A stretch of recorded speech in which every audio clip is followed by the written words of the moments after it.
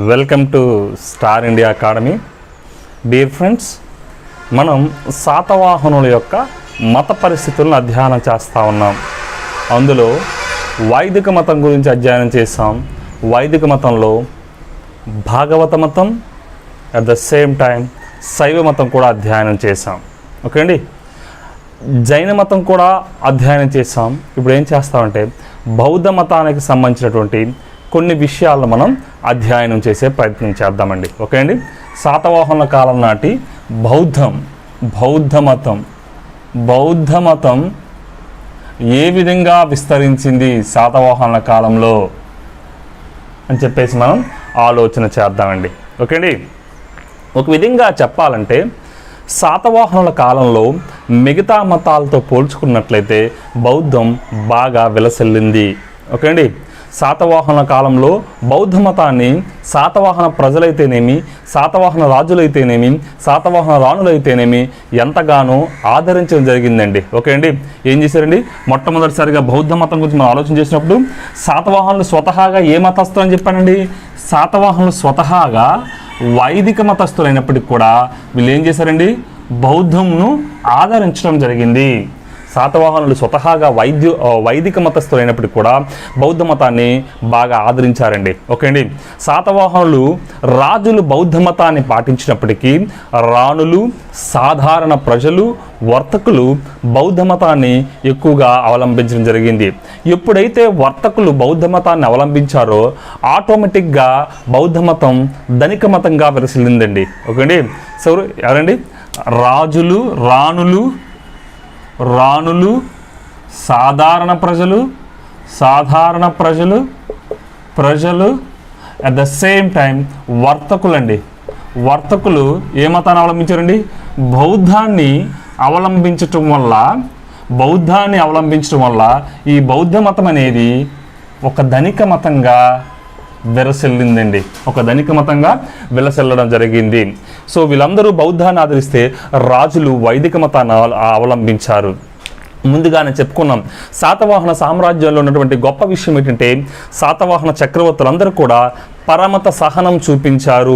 ఎప్పుడైతే రాణులు బౌద్ధ మతాన్ని ఆచరించారో రాజులు వాళ్ళకి కట్టడి చేయలేదు.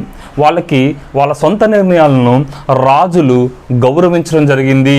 సో ఎప్పుడైతే రాణులు బౌద్ధాన్ని ఆదరించారో సాధారణ ప్రజలకు కూడా ధైర్యం వచ్చింది.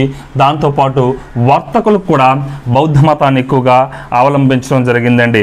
ఎప్పుడైతే వర్తకులు బౌద్ధ మతాన్ని అవలంబించారో బౌద్ధం ధనిక మతంగా మారడం ప్రారంభమైంది. అయితే ఇక్కడ ఒక విషయాన్ని గుర్తుంచుకోవాలి.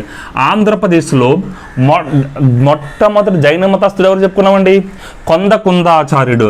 అయితే ఆంధ్రప్రదేశ్లో మొట్టమొదటి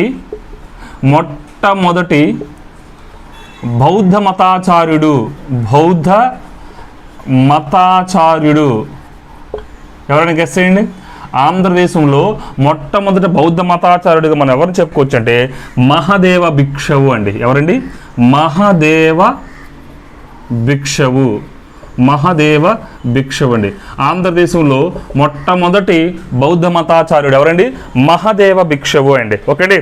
అయితే ఈయన చైత్యకవాదం అనే సాంప్రదాయాన్ని ప్రవేశపెట్టాడండి. ఈ మహాదేవ భిక్షవు ఏం చేశాడంటే చైత్యకవాదం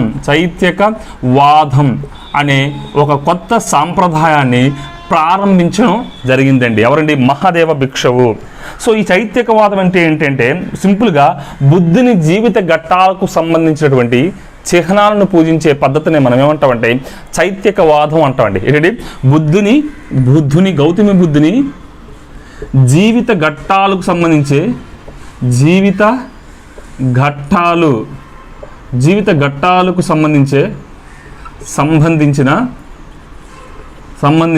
చిహ్నాలను పూజించే విధానాన్నే ఏమంటారండి, చైత్యకవాదం అంటారండి. ఈ చైత్యకవాదాన్ని ప్రారంభించింది ఎవరండి, మహదేవ భిక్షవు. ఎవరండి? మహదేవ భిక్షవు. ఓకే. అయితే శాతవాహన కాలంలో బౌద్ధ మతంలోని ఈ చైత్యక వాదం అనేది చాలా బాగా అభివృద్ధి చెందిందండి. ఏంటండి? శాతవాహన కాలంలో బౌద్ధ మతంలో ఒక కొత్త వాదం వచ్చింది, అదే చైత్యక వాదం. ఈ చైత్యక వాదాన్ని ప్రారంభించిన వ్యక్తి మహదేవ భిక్షవు.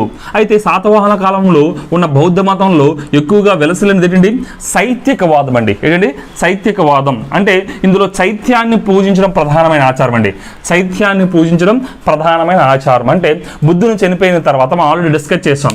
ఆయన జీవిత సంబంధించిన విశేషాలను కొన్ని త్రిపీఠకాలుగా మనం చేశారని మనం ఆలోచన చేస్తాం. సో అటువంటి చిహ్నాలను పూజించే పద్ధతిని ఏమంటామంటే చైత్యక వాదం అంటామండి. ఏమంటామండి? చైత్యక వాదం అని చెప్పేసి మనం ఆలోచన చేయొచ్చండి. అయితే ఈ చైత్యక వాదం అనే పూజించిన ఆచారం శాతవాహనంలో కాలానికి సంబంధించి ఎక్కువగా ప్రారంభమైందని చెప్పొచ్చండి. శాతవాహన కాలంలో చైత్యకవాదం అనేది ఎక్కువగా ప్రారంభమైంది. ఓకే అండి, చాలా ఇంపార్టెంట్ అండి చైత్యకవాదం.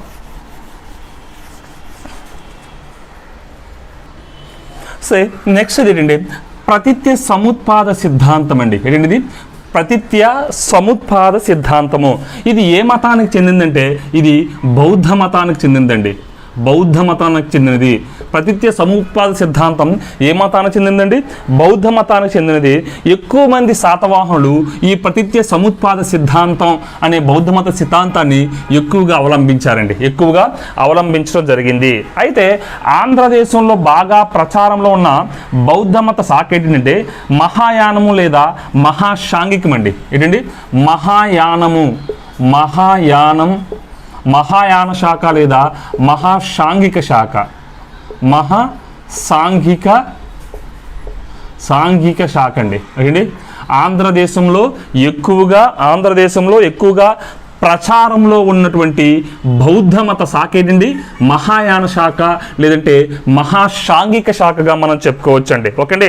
ఈ మహాశాంగిక శాఖ యొక్క ప్రధాన కేంద్రం ఏదంటే ధాన్యకటకం అండి. ప్రధాన కేంద్రం ఏంటండి? ధాన్యకటకం. సో ఈ మహాశాంగిక శాఖ అనేది ఏ మతానికి సంబంధించిన శాఖ అండి? బౌద్ధ మతానికి సంబంధించినటువంటి సాంఘిక శాఖ. సో దీని యొక్క ప్రధాన కేంద్రం ఎక్కడ ఉందండి? ధాన్యకటకంలో ఉందండి. ఓకే అండి? సో ఈ మహాసాంఘికులని ఏమంటామంటే శైత్యులు అంటామండి. ఈ మహాశాంగికుల్ని అంటే మహాశాంగిక శాఖను అవలంబించే మహాసాంఘికుల్నే ఏమంటామండి? ఏమంటామంటే చైత్యులు అని పిలుస్తారండి. చైత్యులు అని పిలుస్తారండి. ఓకే, ఏంటి చెప్పండి? మహాశాంగికుల్ని మనం ఏమని పిలుస్తామండి? చైత్యులు అని పిలుస్తామండి. చైత్యులు అని పేరు కలదు. అందుకే ఇక్కడ బౌద్ధ మత వాదమునకు చైత్యక వాదం అని పేరండి. కాబట్టి ఆంధ్రప్రదేశ్లో నుండి మహాశాంగికులను ఏమని పిలుస్తామండి? చైత్యకులని పిలుస్తామండి. కాబట్టి ఇక్కడ ఉన్న బౌద్ధ మత వాదానికి పేరు చైత్యక వాదం అని పేరండి. చైత్యక వాదము. ఆల్రెడీ చైత్యక వాదం అంటే మనం డిస్కస్ చేసామండి. ఈ మహాసాంఘికుల్ని మనం ఏమని పిలిచామండి? ఆంధ్రప్రదేశ్లో ఉన్నటువంటి మహాసాంఘికుల్ని మనం ఏమన్నామండి? చైత్యులు అన్నాం. కాబట్టి ఈ వాదాన్ని మనం ఎక్కువగా చైత్యక వాదంగా మనం ఎక్కువగా పిలవడం జరుగుతుంది. అందుకే ఇతర బౌద్ధ మత వాదాలను ఏమంటామండి? చైత్యక వాదులు అంటాం. ఓకే అండి? అంటే సింపుల్గా చెప్పాలంటే ఆంధ్రదేశంలోని మహాయాన బౌద్ధ మతాన్ని మహాయాన లేదా మహాసాంఘిక బౌద్ధవాదాన్ని ఏమంటామండి? చైత్యకవాదం అంటామండి. ఓకేండి? అయితే ఆంధ్రదేశంలోని ఈ చైత్యకవాదాన్ని ఎక్కువగా బలపరిచి విస్తరించడానికి కృషి చేసింది ఎవరంటే ఆచార్య నాగార్జునుడు అండి. ఆచార్య నాగార్జునుడు ఎవరండి? ఆచార్య నాగార్జునుడు అండి. చాలా చాలా ఇంపార్టెంట్ అండి. ఏం చెప్పాం? ఆంధ్రదేశంలో మహాయాన బౌద్ధ మతాన్ని విస్తరించిన వారు ఎవరండి? ఆచార్య నాగార్జునుడు. ఆచార్య నాగార్జునుడు మహాయాన బౌద్ధ మతాన్ని లేదా బౌద్ధవాదాన్ని విస్తరింపచేసినటువంటి వ్యక్తి. అసలు ఈ వాదాన్ని ప్రారంభించిన వ్యక్తి ఎవరు? అశ్వఘోషుడు అండి. అశ్వఘోషుడు ప్రారంభించింది ఎవరు? అశ్వఘోషుడు.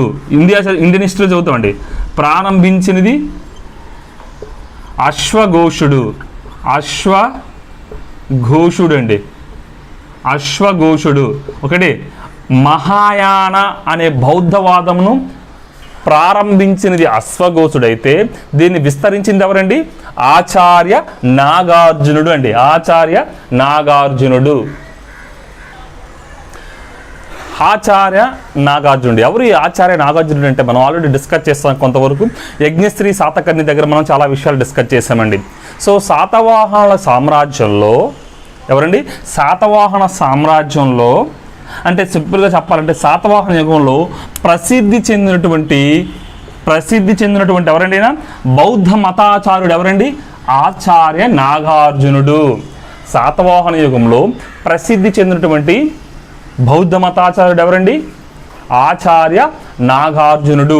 అయితే ఈ ఆచార్య నాగార్జునుడు యజ్ఞశ్రీ శాతకర్ణి కాలంలో ఏం చేశారని చెప్పామండి, యజ్ఞశ్రీ శాతకర్ణి కాలంలో మనకి ఏం చేసినట్టు చెప్పుకున్నామండి, నాగార్జున కొండలో నివసించేవాడండి. ఈయన నాగార్జున కొండలో నివసించేవాడు. నాగార్జున కొండలో నివసించేవాడు. ఎవరండి, ఆచార్య నాగార్జునుడు. ఈయనంటే ఎవరండి, ఆచార్య నాగార్జునుడు అనేక బౌద్ధ తాత్విక గ్రంథాలను రచించాడండి. బౌద్ధ తాత్విక గ్రంథాలను రచించాడు. ఈయన కోసం మనకి మహాపారావతి విహారాన్ని ఈయన యజ్ఞశ్రీ నిర్మించినట్లు మనం డిస్కస్ చేసాం అంతా. ఓకే అండి. ఏంటండి, ఈయన అనేక రకాలైనటువంటి బౌద్ధ తాత్విక గ్రంథాలను రచించాడు. అవేంటి అనేది మనం తర్వాత క్లాసులో ముందు డిస్కస్ చేద్దామండి. సో ఇంకేం చేసామండి, అంతకుముందు అమరావతి మహాస్తూపానికి ప్రాకారం నిర్మించాలని చదివామా, ఏం చదువుకున్నాం, అమరావతి మహాస్తూపానికి ఏం చేశాడండి, ప్రాకారం నిర్మించాడండి. ఎవరు, ఆచార్య నాగార్జునుడు అమరావతి మహాస్తూపానికి ప్రాకారాన్ని నిర్మించాడండి. అంత మాత్రమే కాదు, శ్రీపర్వతం దగ్గర అనేక శైల మండపాలు నిర్మించాడండి. శ్రీపర్వతం అంటే నాగార్జున కొండండి. శ్రీపర్వతం దగ్గర అనేక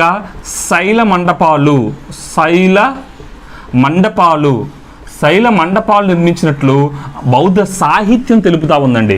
ఆచార్య నాగార్జునుడు శ్రీపర్వతం దగ్గర అనేక శైల మండపాలు నిర్మించాడండి. ఓకే అండి.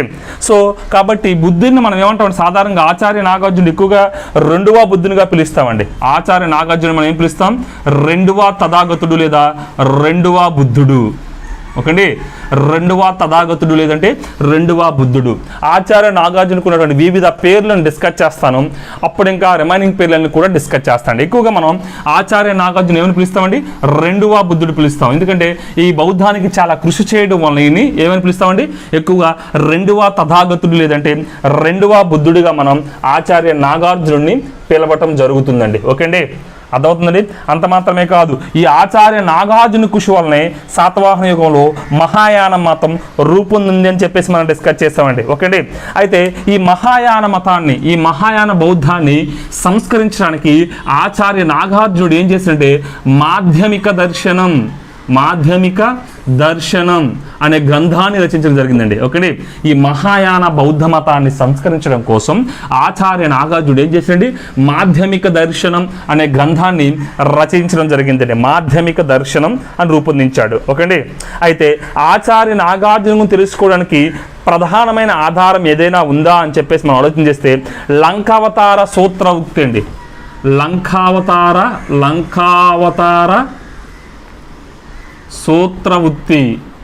సూత్రవృత్తి అనేది ఆచార్య నాగార్జున నుంచి తెలుసుకోవడానికి ఉన్నటువంటి ప్రధానమైన సోర్సెస్ అండి. ఏంటంటే ఆచార్య నాగార్జున తెలుసుకోవడానికి ఉన్న ప్రధాన ఆధారం ఏంటండి, లంకావతార సూత్రవృత్తి. ఓకే అండి. అంత మాత్రమే కాదు, ఆచార్య నాగార్జునుడు శ్రీపర్వతంలో తన పేరు మీద నాగార్జున విశ్వవిద్యాలయాన్ని ఏర్పాటు చేశాడండి. ఓకే అండి. సో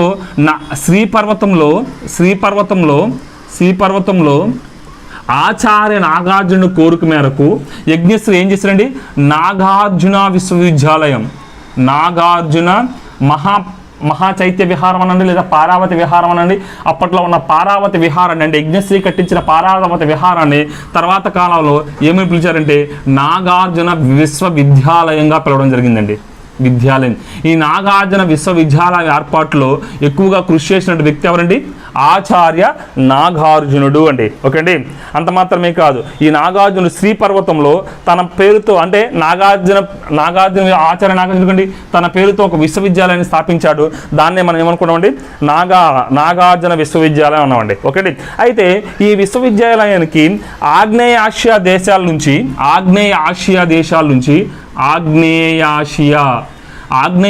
దేశాల నుంచి విద్యార్థులు వచ్చేవారని చెప్పేసి కూడా చరిత్రకారులు మనకి పేర్కొనడం జరుగుతుందండి. ఓకే అండి.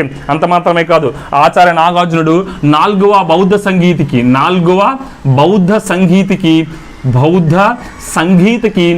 మనకి ఎటువంటి అయినట్లు కూడా మనకి స్పష్టమైన ఆధారాలు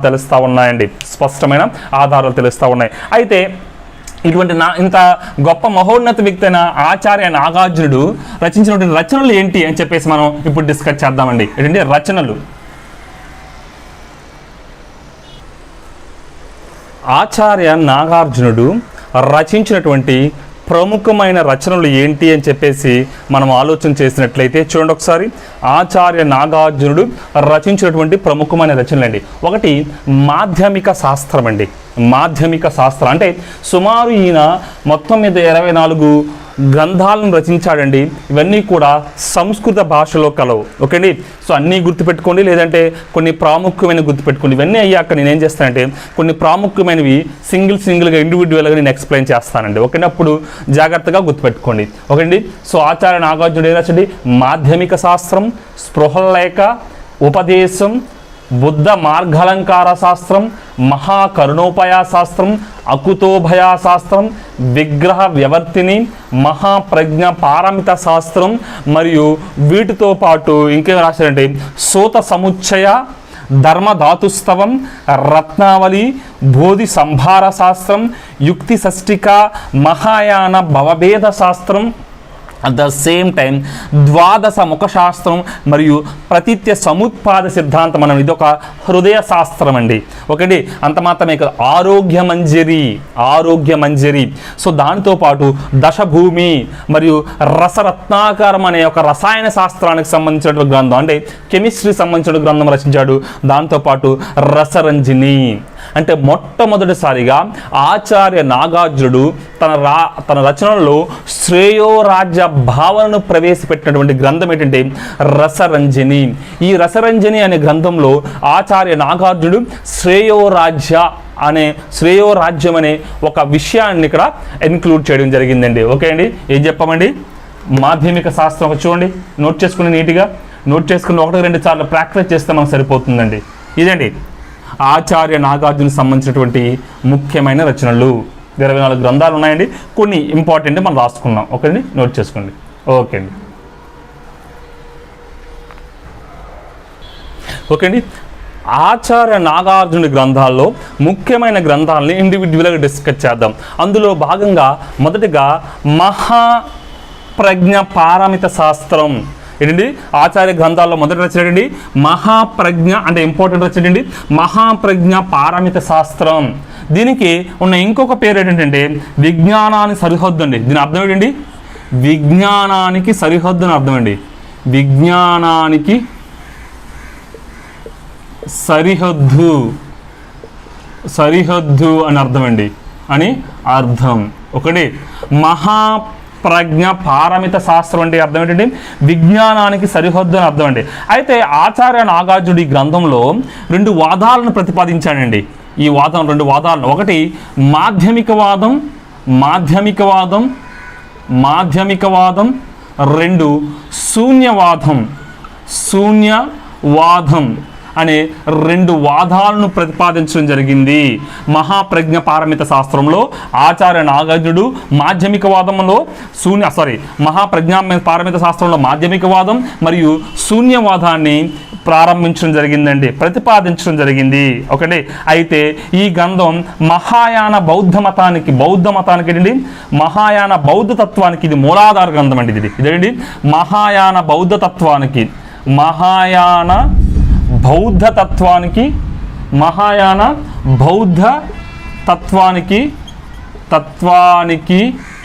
మూలాధారం అండి. మూలాధారం. సో మహాయాన బౌద్ధ తత్వానికి మూలాధారమైనటువంటి ఆచార్య నాగార్జున రచన ఏంటండి? మహాప్రజ్ఞ పారమిత శాస్త్రం అండి. ఒకటి. నెక్స్ట్ స్పృహల్లేఖ అండి, చాలా చాలా ఇంపార్టెంట్. స్పృహల్లేఖ ఆచార్యుడు నాగార్జున రచించిన మరొక ప్రాముఖ్యమైన రచన ఏంటంటే స్పృహల్లేఖ. అంటే పేర్లోనే ఉందండి, ఇది ఒక లేఖ అండి, ఇది ఒక లేఖ, ఇది ఒక లేఖ అండి. స్పృహల్లేఖ అనేది ఒక లేఖ అండి. అయితే ఎవరికి రాశాడు ఆచార్య నాగార్జునుడు అంటే దీన్ని చెప్పొచ్చు అంటే, ఈ ఆచార్య నాగార్జునుడు ఈ స్పృహల్లేఖ అనే లేఖను తన స్నేహితుడైనటువంటి యజ్ఞశ్రీ శాతకర్ణికి రాయడం జరిగిందండి. ఈ లేఖ ఎవరు రాశారండి? ఆచార్య నాగార్జునుడు యజ్ఞశ్రీ శాతకర్ణికి రాయడం జరిగిందండి. తన స్నేహితుడైనటువంటి యజ్ఞశ్రీ శాతకర్ణికి ఈ స్పృహల్లేఖను రాయడం జరిగిందండి. ఒకటి. అంటే నాగార్జునుడు రాసిన అన్ని గ్రంథాల్లో కూడా ప్రజాదరణ పొందినటువంటి గ్రంథమే స్పృహల్లేఖ. ఆచార్య నాగార్జున రచించిన అన్ని గ్రంథాల్లో కూడా ప్రజాదరణ పొందినటువంటి గ్రంథం ఏంటండి? స్పృహల్లేఖ. ఇది ఒక లేఖ అండి. ఈ లేఖను ఆచార్య నాగార్జున ఎవరు రాశారండి? యజ్ఞశ్రీ శాతకర్ణికి రాయడం జరిగిందండి. యజ్ఞశ్రీ శాతకర్ణికి రాయడం జరిగింది. అయితే ఆ కాలంలో ప్రతి విద్యార్థి కూడా ఈ గ్రంథాన్ని కంఠస్థం చేసేవాడని చెప్పేసి ఎవరు చెప్పారంటే చైనా యాత్రికుడైనటువంటి హిత్సింగ్ పేర్కొన్నాడండి. హిత్సింగ్ చైనా ఎవరండి? ఒక చైనా యాత్రికుడు. ఓకేండి. ఆ కాలంలో స్పృహల్లేఖను ప్రతి విద్యా సంస్థల్లో కూడా ప్రతి విద్యార్థి కూడా కంఠస్థం చేసేవాడని చెప్పేసి పేర్కొన్నటువంటి చైనా యాత్రికుడు ఎవరండి? హిత్సింగ్ అండి. హిత్సింగ్. ఓకే అండి. చూడండి, స్పృహల్లేఖ అనేది ఒక లేఖ. ఈ లేఖను ఆచార్య నాగార్జునుడు యజ్ఞశ్రీ శాతకర్ణికి రాశాడు. ఈ యజ్ఞశ్రీ శాతకర్ణికి రాశాడండి. ఇది ఆ కాలంలో ఎక్కువగా ప్రజాదరణ పొందింది. ఈ గ్రంథాన్ని ప్రతి విద్యార్థి కూడా కంఠస్థ చేసేవాడని చైనా యాత్రికుడని హిత్సింగ్ తెలపడం జరిగిందండి. నెక్స్ట్ వన్ రత్నావళి అండి. నెక్స్ట్ ఏంటండి? రత్నావళి గ్రంథం. థర్డ్ వన్ ఏంటండి? రత్నావళి. రత్నావళి. ఓకే. ఏంటి ఈ రత్నావళి అనే గ్రంథం యొక్క కథ అని చెప్పేసి మనం ఆలోచించినట్లయితే ఇది ఈ పరిపాలన సంబంధ విషయాలు సూచిస్తుందండి. ఆ కాలం నాటి పరిపాలనా సంబంధ విషయాలను సూచిస్తుంది. పరిపాలన సంబంధ విషయాలను ఆచార్య నాగార్జున ఏ గ్రంథం తెలియజేస్తూ ఉందండి? రత్నావళి అనే గ్రంథం తెలియజేస్తూ ఉందండి. ఓకేండి. అయితే ఈ గ్రంథం రాజపరికత అనే అధ్యాయంలో ఈ గ్రంథంలో రాజపరికత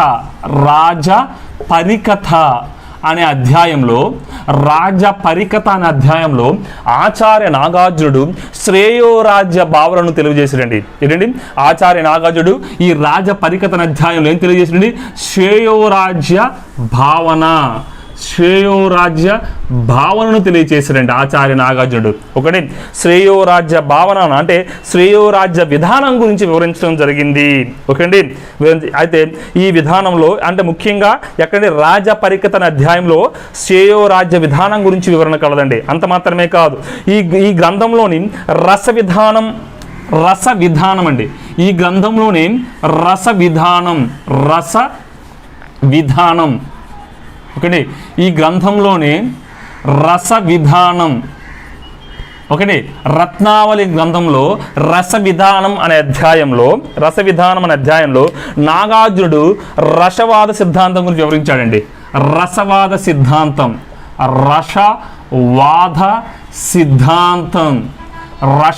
సిద్ధాంతం గురించి ఆచార్య నాగార్జునుడు వివరించడం జరిగిందండి. అందుకే ఈ గ్రంథాన్ని ఏమంటారంటే రసరత్నాకరం లేదంటే రసరత్నావళి అంటారండి. ఏమంటారండి? రసరత్నాకరం లేదా రసరత్నావళి అంటారండి. రత్నాకరం లేదా రసరత్నావళి అని పిలుస్తారండి. ఓకే అండి. రత్నావళి అంటే ఆచార్య నాగార్జునుడు తన రత్నావళిని గ్రంథంలో పరిపాలనా సంబంధమైన విషయాలను తెలియజేశాడు. ఈ గ్రంథంలో ముఖ్యంగా రాజపరికత అనే అధ్యాయంలో తన యొక్క శ్రేయో రాజ్య విభజన ఫెడరలిజం గురించి వివరించడం జరిగిందండి. అంత మాత్రమే కాదు, ఈ రత్నావళి అనే గ్రంథంలో రస విధానం అనే అధ్యాయంలో రసవాదం గురించి వివరించడం జరిగింది. కాబట్టి దీన్ని ఏమంటామంటే రసరత్నాకరం లేదంటే రసరత్నావళి అని చెప్పేసి మనం అంటామని చెప్పాం. ఇంతకుముందే చెప్పానండి, కెమిస్ట్రీ సంబంధించిన విషయాలను కూడా తెలుపుతా ఉందని. ఓకే. తర్వాత ఆచార్య నాగార్జున గ్రంథంలో మరొక ముఖ్యమైన గ్రంథం ఏంటంటే చూడండి, నాలుగవది మరొక ముఖ్యమైన గ్రంథం మూల మాధ్యమిక శాస్త్రం అండి. ఏంటండి? మూల మాధ్యమిక శాస్త్రం. మూల మాధ్యమిక శాస్త్రం. మాధ్యమిక శాస్త్రం. ఆచార్య నాగార్జున రచించిన మరొక ముఖ్యమైన గ్రంథం ఏంటండి? మూల మాధ్యమిక శాస్త్రం. ఓకే అండి. సో ఈ గ్రంథంపై ఆచార్య నాగార్జునుడు తనకు తానే అకుతో భయం అనే పేరుతో వ్యాఖ్యానం రాశాడండి. ఏంటి? అకుతో భయం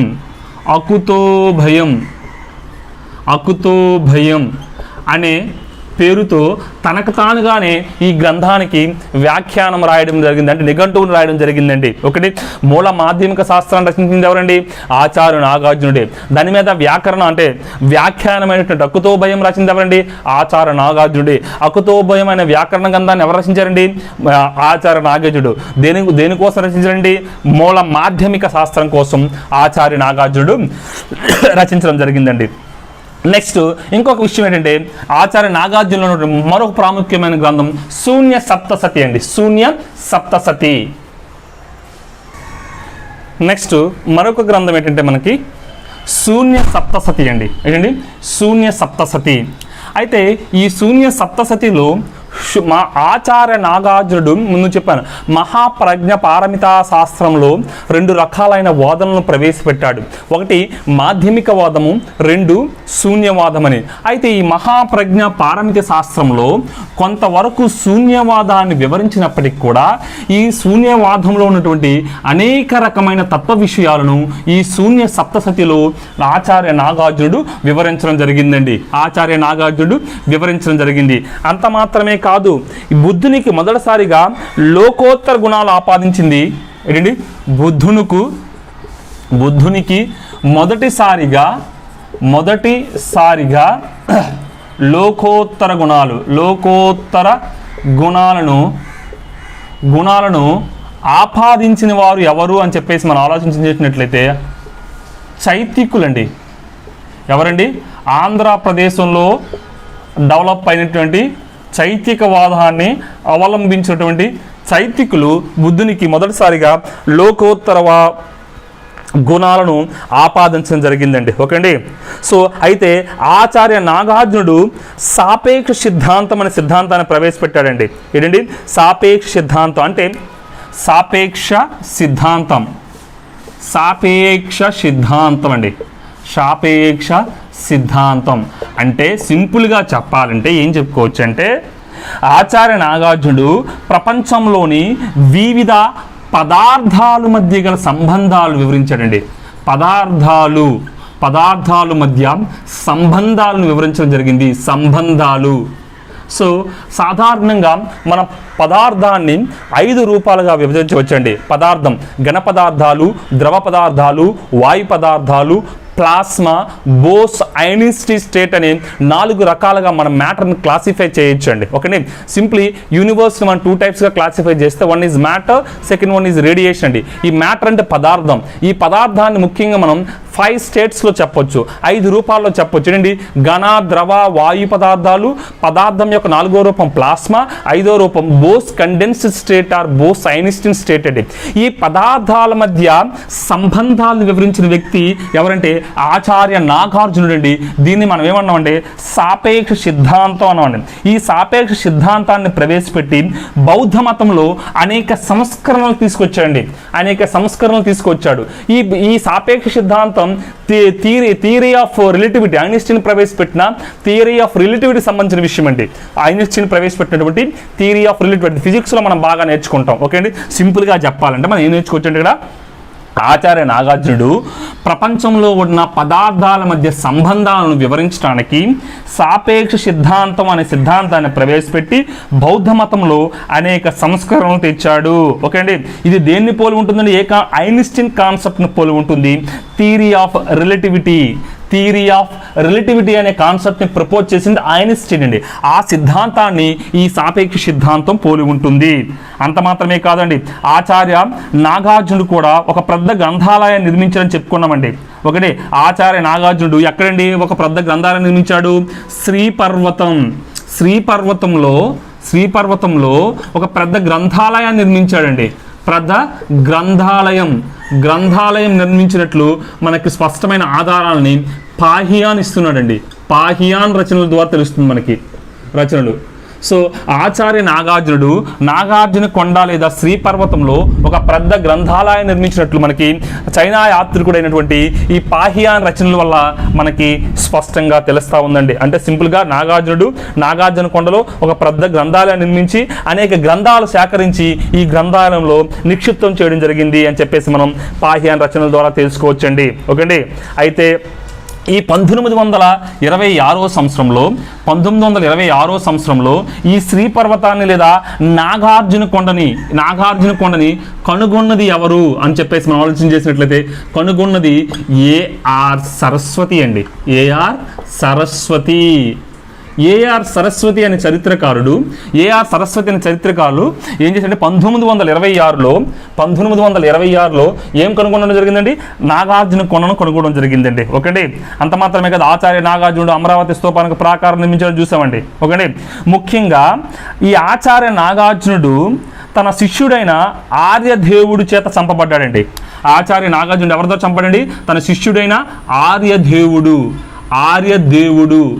తన శిష్యుడైన ఆర్యదేవుని చేత చంపబడ్డాడండి. ఆర్యదేవుని చేత చంపబడినట్టు మనకి సోమదేవ సూర్యుడు రాసినటువంటి కథా సరిత్సాగరం ద్వారా తెలుస్తుందండి. సోమదేవ సూర్యుడు రాసినటువంటి కథా సరిత్సాగరం ద్వారా మనకి ఈ విషయాలు తెలుస్తూ ఉన్నాయి. ఓకే. సోమదేవ సూర్యుడు రచించినటువంటి కథా సరిత్సాగరం ప్రకారం ఆచార్య నాగార్జునుడు తన శిష్యుడైన ఆర్యదేవుడి చేతుల్లో చంపబడ్డాడు. ఆర్యదేవుడి చేతుల్లో చంపబడ్డాడండి.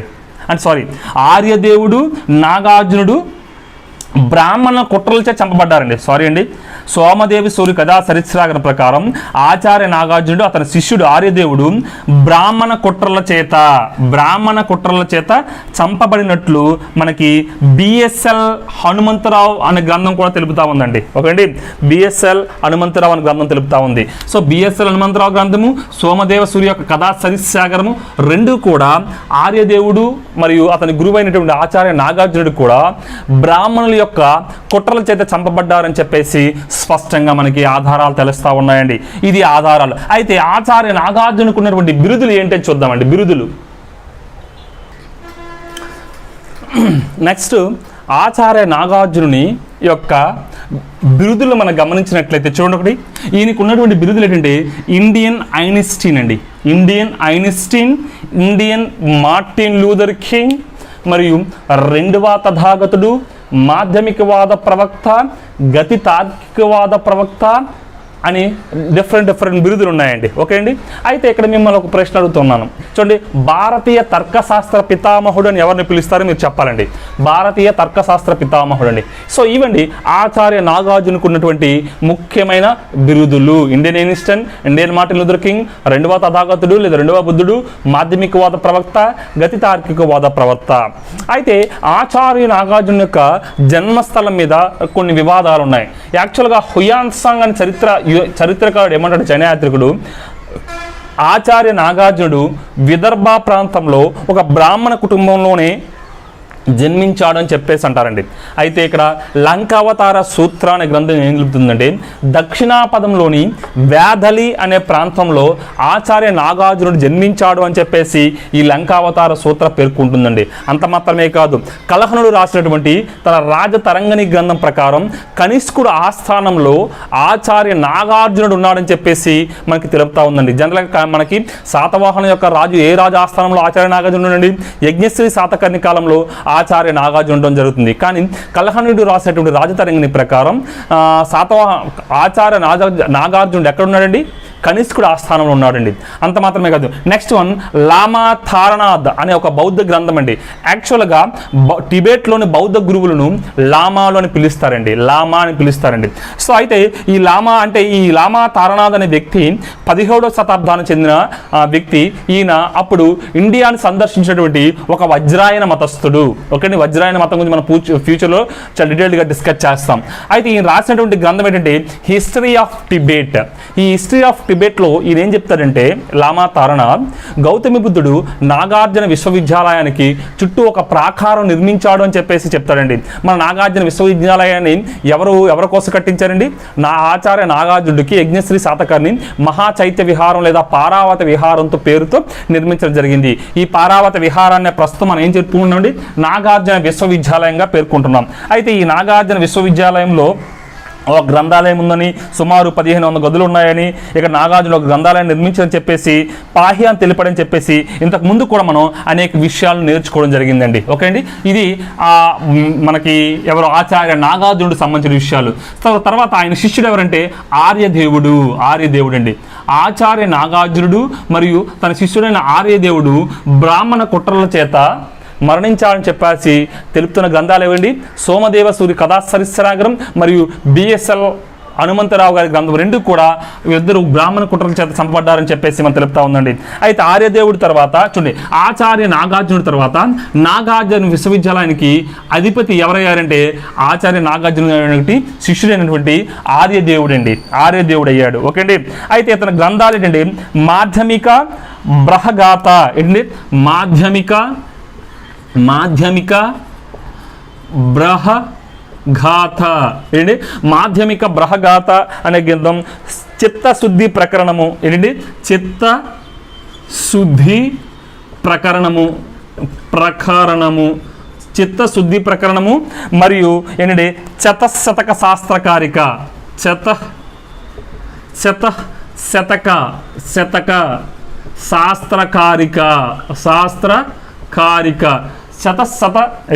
చతశతక శాస్త్రకారిక అనే గ్రంథాలను ఈయన రచించినట్లు, ఆర్యదేవుడు రచించినట్లు మనకి తెలియజేస్తూ ఉన్నాయండి. ఇదండి బౌద్ధ మతానికి సంబంధించినటువంటి కొన్ని ముఖ్యమైన విషయాలు. ఇంకా కొన్ని బౌద్ధ మతానికి సంబంధించిన విషయాలు ఉన్నాయి, అవేంటో మనం నెక్స్ట్ డిస్కస్ చేసే ప్రయత్నం చేద్దాం. ఓకే అండి, చూడండి ఒకసారి.